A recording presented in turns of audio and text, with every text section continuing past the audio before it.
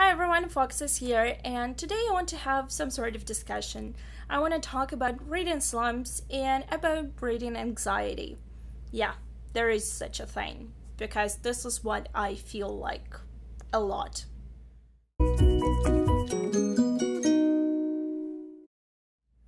So let me explain. We all know about reading slumps. Reading slump is just something where you cannot really make up your mind. You don't know what you want to read, or you don't feel like reading anything. And to be honest, there are quite a few booktubers online that talk about reading slumps and how to overcome them. But I never experienced reading slumps. I don't really know how it feels like not to want to read or feel like not reading, because I do love watching movies. I love watching, cartoons, animation, anime, anything. I do watch TV, even though I do prefer reading to watching TV just in general. But I still watch TV shows, and I do binge watch them. So I'm a normal human being. So it's not like I just read a book every 2 seconds. But yes, almost. Anyway, what I'm trying to say here is that there is really not that many other activities that I would prefer over reading, and I probably would prefer, say, writing or talking to my family over reading, even though sometimes I do prefer reading way more than talking to my family, let's be honest. But I don't really experience reading slumps. So whenever people talk about reading slumps and how they're so slumpy and not feeling like reading, it kind of surprises me. I may not be in the mood for something particular. I may not be in the mood for, a high fantasy with very complicated word and sentence structure, or I may not be in the mood for something dark or a horror, or I may not be in the mood for crime, or I may not be in the mood for a graphic novel. But I'm always in the mood for something. There is always something that I want to read. It may be even a fan fiction. I haven't read that in a while, but still, I might be in the mood for something like this. I'm always in the mood to read books. I do admit that after finishing university and having to read very big, chunky, and complicated texts, I sort of lost any interest in classic literature. I only wanted to read something fun, and that was, fantasy books and some crime novels, or just my favorite novels as a whole, like Three Musketeers. But at the same time, I was still reading. I know there are some people out there who say that fantasy or comics or graphic novels are not real books. But I'm sorry, I cannot really read Crime and Punishment every single night, or, I don't know, something like War and Peace, or, I don't know, even Romeo and Juliet. This is probably my least favorite play ever. Yeah, it's a classic piece of literature, but I'm not going to read it if I'm not in the mood for it. What I'm trying to say here is that I do not really experience reading slumps. I don't play video games. I do color, and I try to doodle from time to time, as you know. I also watch TV, and I go out, and I watch different plays, and I go to concerts, and I meet my friends. But at the same time, there is never a time when I would say, I would rather watch cat videos online than read a book. That would be weird. And when I'm not in the mood for something particular, there is always something else that I would like to read. And because of that, I find myself very easily attaining goals, like reading goals, when I set my mind to it. But at the same time, it's very funny how creating TBRs on one hand makes me super excited about reading those books. But on the other hand, whenever I create a TBR and I have this feeling of accomplishment, sort of like I almost read those books, but I have not. And because of that, it sort of creates this feeling as if I'm almost there, I'm almost done, I have almost read them. And making myself actually follow my own TBR is extremely hard for me.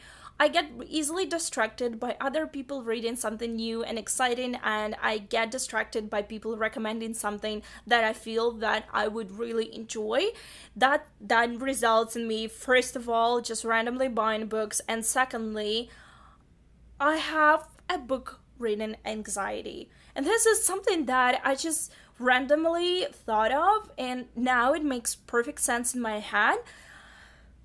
Let me explain what I mean here. Reading anxiety is essentially a state of mind when I know that I have a book that I want to read and I know that I will really enjoy reading it, but I do not read it. And I do not read it just because I know that I will enjoy it and I will love it, but once I'm done with it, I will not have this book anymore. In the sense that I have read it. That's it. There is nothing else.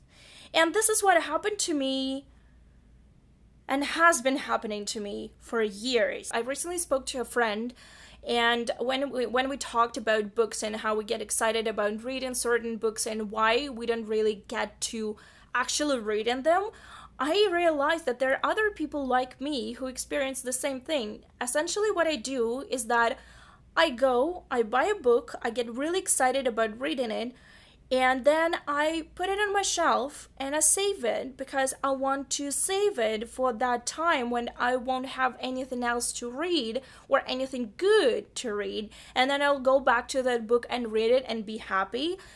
This sounds very silly, I know, but at the same time, this is how my brain works, and I realized that there might be other people who are experiencing the same problems. And this is what happened to me when I was reading Robin Hobb. As I mentioned before, Robin Hobb has been on my TBR, on the list of authors that I definitely need to read for about 15 years. So this is the first book in the series, and it was first released in 1995. Back in the 90s, I read the Night Runner series by Lynn Llewellyn, and that's one of my top favorite fantasy series of all times. I love Lynn Llewellyn. I own all of her books. I read almost all of them. And when I was reading the Night Runner series, I remember asking people online about, for recommendations about other fantasy authors, and everyone was recommending Robin Hobb to me. But back then, there was only this trilogy. This is the first book in the Farseer trilogy, and this is the Assassin's Apprentice. And when I actually got, I think, books 1 and 2 of this trilogy back then in the 90s, and I had it in my hands, but I never read it. And one of the reasons was because I loved the Night Runner series so much that I was worried that once I read Robin Hobb, I will get as attached to the series as to the Night Runners, and then once I'm done with the series, there will be no more, and I will be very sad because there will be no other books to read. I know it sounds super ridiculous. First of all, because there are other amazing authors out there. Secondly, because Robin Hobb keeps writing and she keeps producing those amazing books. So it doesn't really make sense in my head why I would think that, but this is how anxiety works. This is how it works. It doesn't make sense. You, with some rational part of your brain, you do understand that this does not make sense, but at the same time, you cannot help doing that.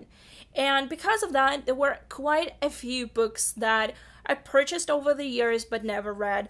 I'm trying to rectify it. I'm trying to read as many books from those old series right now. This is my goal for 2016 and will probably be for 2017.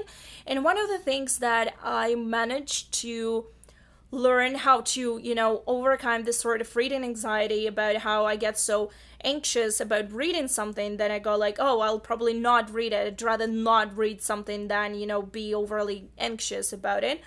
And another thing that happened to me a very similar way was The Fall of Kings by Ellen Kushner, and that's book number 2 in her Swords Point series, which I absolutely adore. I read book number 1 more than once and I loved it, and I read book number 2 more than once as well. But if you watched my underappreciated fantasy books video, you know that I mentioned that With The Fall of the Kings, I have not finished that book. I still need to read about 10 pages. And that's because the build-up was so intense at the ending, and I knew and anticipated something bad to happen, and I got so overly anxious over it that I cannot finish the book. It's really ridiculous because I read 99% of the book and I'm just missing those 10 pages. That's really ridiculous. I hope that one day I'll just read those. And yeah, that's how anxiety works, and this is what I call my reading anxiety, just because I get super anxious about something and it prevents me from reading. And it does not really prevent me from reading anything, so I don't go into slumps, but it really prevents me from reading particular books. One of the things that I found that helps me overcome this anxiety is when I purchase books, I come home and immediately start reading something, and if I immediately start reading something within, say, a couple of days or a week from the purchase, it really helps me overcome this weird anxiety, because I started thinking, oh, maybe this book was not worth its money, maybe this book would not be good enough. And this is what's happening with me with the Grisha trilogy by Leigh Bardugo and the Six of Crows as well. I'm less apprehensive about the Six of Crows because there is a bit of a different focus there, but with the Grisha trilogy, I have this anxiety how everyone is saying, like, there are a lot of people who say that they did not like the books and that the fantasy world was interesting, but the writing was a bit simplistic. I'm getting anxious just thinking about how I purchased the whole trilogy without actually reading a single thing by Leigh Bardugo, and because of that I get super anxious. And the only thing that helps, like I mentioned before, is just basically grabbing a book and reading it right away. I know it sounds silly, and it probably is silly in a way, but this works for me.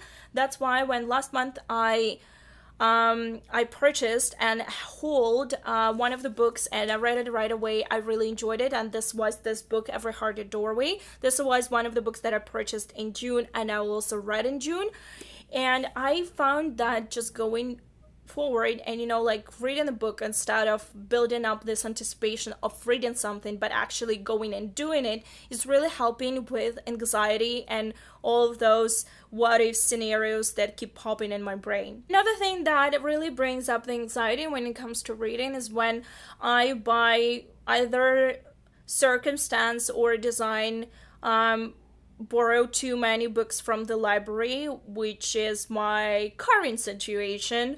I have a huge pile of books that I got from the library, and it just happened because since it takes about like a week to get the book from the on hold status to borrowed, it's essentially just has to go and it has to be delivered to my library branch and I have to go and pick it up. So sometimes it takes about a week or two if the book is available for me to actually get it. And because of that, I sometimes I don't want to say I lose interest, it's more like I lose the focus. And if at some point I was really into reading this particular book, then once I get it, I realize that I have already started reading something else and I want to finish that.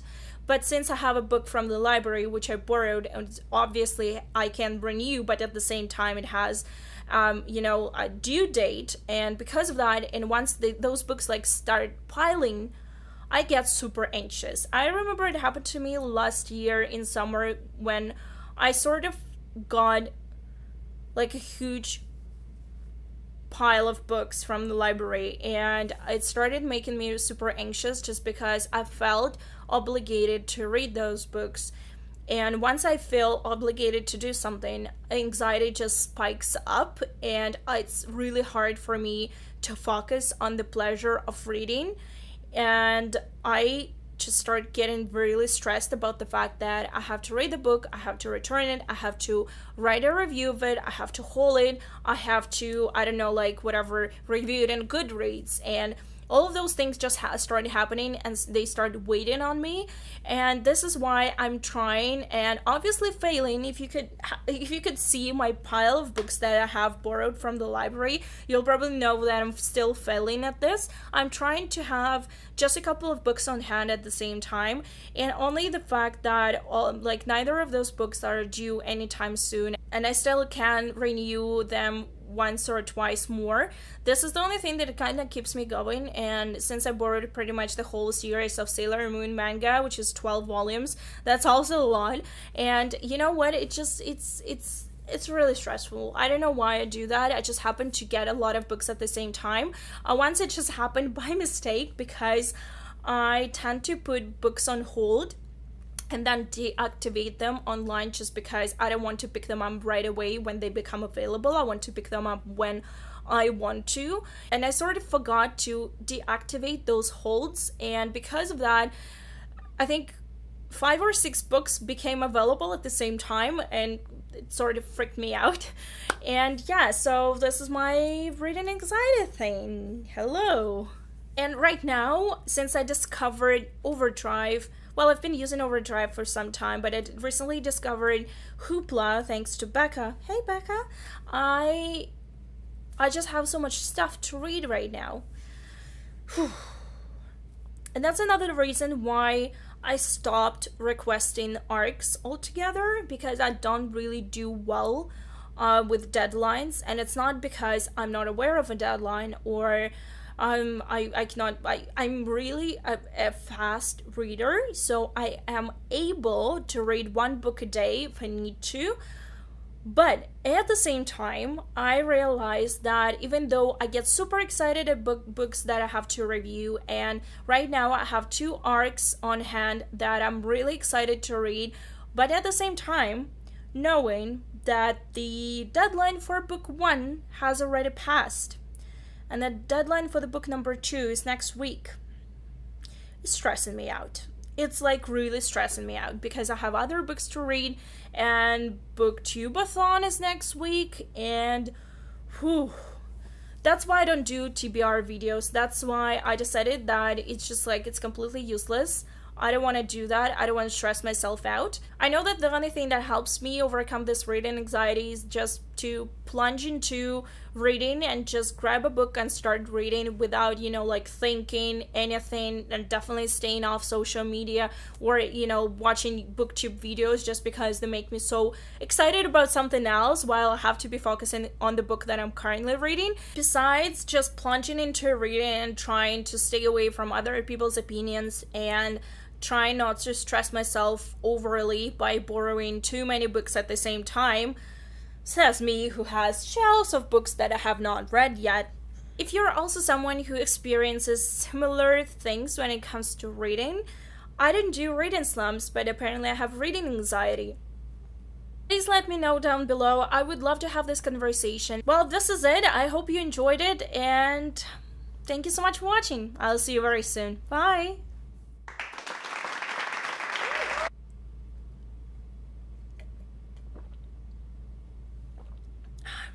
And it's got really cold. It's disgusting.